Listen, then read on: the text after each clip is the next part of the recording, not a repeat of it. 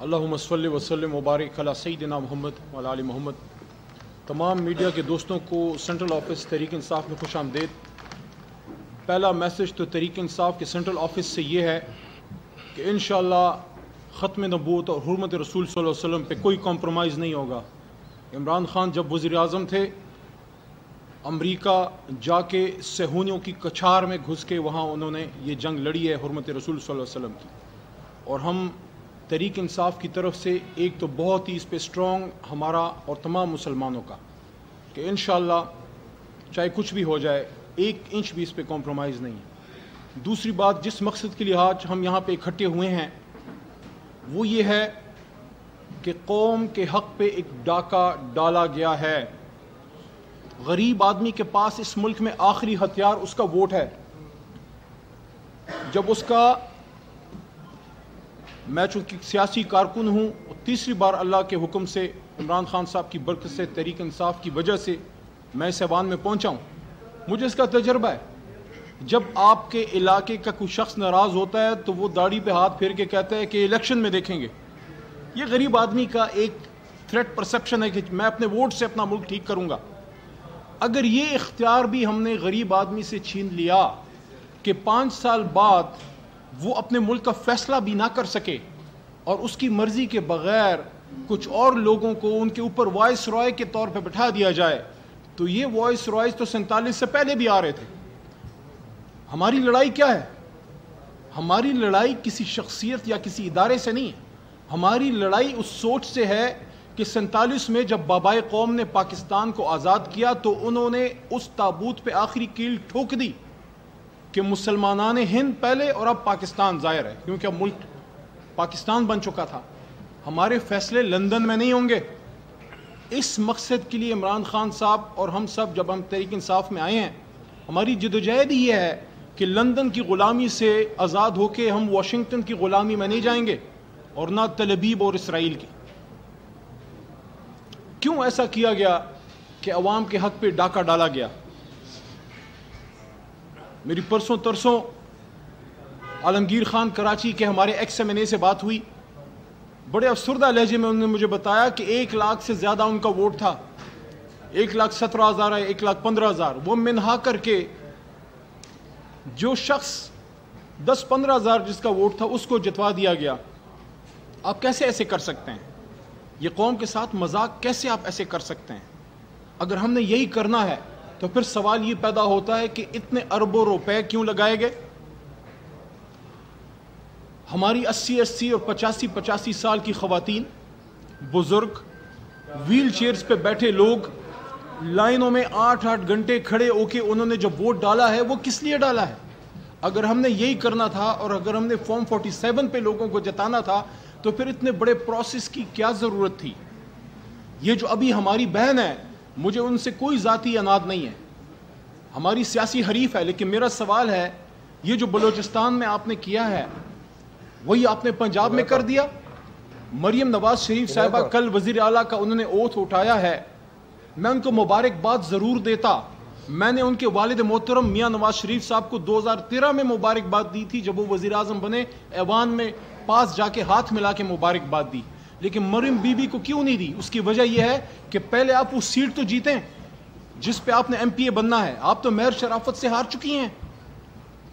میاں صاحب آپ تو صرف مانسیرا میں نہیں ہارے، میاں صاحب آپ تو لاہور میں ہار چکے ہیں، حمزہ صاحب آپ تو اپنا لاہور ہار چکے ہیں، آپ کے بڑے بڑے سورما اپنے اپنے سیٹیں ہار گئے، کچھ کو بچا لیا گیا، کچھ کو نہ بچایا جا سکا۔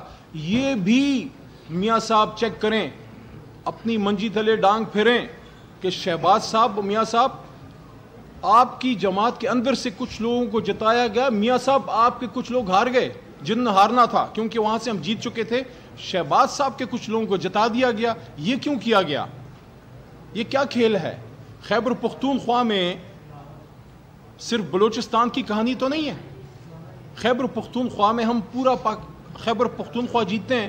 پشاور ویلی میں کچھ لوگوں کو ہروا دیا گیا، تیمور خان جھگڑا کو ہروا دیا گیا، بنگش کو ہروا دیا گیا۔ کیوں ہروایا گیا؟ کیا ہمارے عوام یہ کریں گے کہ پہلے کمپین کریں، پھر صبح سے شام تک وہ ووٹ ڈالیں اور پھر اگلی صبح تک وہ RO آفس کو گارڈ کریں؟ دیکھیے ہمیں پاکستان کو آگے لے جانا ہے. آخری بات کروں گا, پاکستان کو آگے لے جانے کے لیے ہم نے آج ایک نیا عمرانی معاہدہ کرنا ہے, اور وہ عمرانی معاہدہ یہ ہے کہ ہر کسی نے اپنا کام کرنا ہے. ایک تو سیاستدانوں کو یہ درخواست ہے کہ یہ آپ کے گھر کی لڑائی نہیں ہے, یہ اقتدار کے سنگاسن پہ ذاتی لڑائی نہیں ہے, یہ امانت پاکستان کے 25 کروڑ عوام کی ہے. عوام جس کو چاہیں گے, جب اس کو مینڈیٹ انہوں نے دے دیا, ان کو موقع ملنا چاہیے. سندھ میں اگر پیپلز پارٹی کا مینڈیٹ ہے, اگر ہے کیونکہ ابھی ہمارے مائنورٹیز کے ہمارے ایک بھائی مجھ سے ملے تحریک انصاف کے, جو مائنورٹی سیٹ پہ تو آنا چاہ رہے ہیں لیکن وہ آزاد الیکشن بھی لڑے ہیں تحریک انصاف سے, وہ وہاں سندھ سے جیت گئے ہیں. صرف نون لیگ کا مسئلہ نہیں ہے, پیپلز پارٹی اور وہاں ایم کیو ایم کا دیکھیں کہ کراچی کا مینڈیٹ ہمارے پاس ہے. چیف الیکشن کمشنر صاحب سے میرا سوال ہے, حافظ نعیم صاحب نے جو سیٹ واپس کی ہے, آپ لوگوں نے اس کی انویسٹیگیشن کی؟ چیف جسٹس آف پاکستان سے میرا سوال ہے, التجا ہے, درخواست ہے, وہ بھی مؤدبانہ, کہ جو کمشنر راولپنڈی نے راز افشا کیے. دیکھیے سچ وہ ہوتا ہے, آخری بات, جو پہلی بار کہا جائے, بعد میں تو مصلحت ہوتی ہے, ہر کسی کے بچے ہیں, کوئی نہ کوئی کسی نہ کسی جگہ پہ کمپرومائز ہو جاتا ہے. تو اگر ہم نے پاکستان میں جمہوریت کو بچانا ہے تو مینڈیٹ جس کا ہے اس کا مینڈیٹ اس کو دیجئے, حکومت ان کو بنانے دیجئے. تحریک انصاف الیکشن جیت چکی ہے, 86 ہماری مرکز میں ابھی ہیں, 107 پنجاب میں ہیں, 90 ہماری پشتونخوا میں ہیں, 9 ہماری اس وقت سندھ میں ہیں, اور 1 سیٹ ہمیں جو ہے بلوچستان سے. باوجود تمام ریگنگ کے قوم نے نکل کے لیڈر ہمارا جیل میں ڈال دیا, نشان ہمارا چھین لیا, لوگوں پہ پرچے کاٹ دیے. باوجود تکلیف کے لوگ نکلے اور بہت سے لوگ کمپین تک نہیں کر سکے. ہمارے مردان میں عاطف خان صاحب کمپین نہیں کر سکے, جنرل سیکرٹری عمر ایوب خان صاحب کمپین نہیں کر سکے, اس کے باوجود قوم نے نکل کے ان کو جتایا. تو آخری بات دوبارہ یہ کہہ رہا ہوں, اگر جمہوریت سے ملک کو چلانا ہے تو جس طرح بدن کے لیے روح کی اہمیت ہے, اسی طرح جمہوریت کے لیے مینڈیٹ کے تقدس کی اہمیت ہے. اگر آپ نے جمہوریت سے مینڈیٹ کا تقدس نکال دیا تو پھر اس کے بعد یہ ایک لاش بن جائے گی, اور لاش کا مدفن جو ہے وہ پھر پارلیمان نہیں, وہ پھر قبرستان ہوتا ہے. خدا را پاکستان کی جمہوریت کو آپ زندہ درگور نہ کیجئے.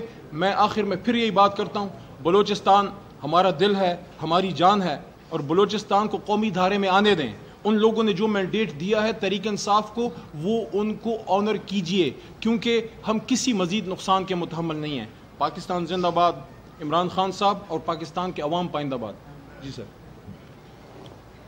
دیبانی ہوتی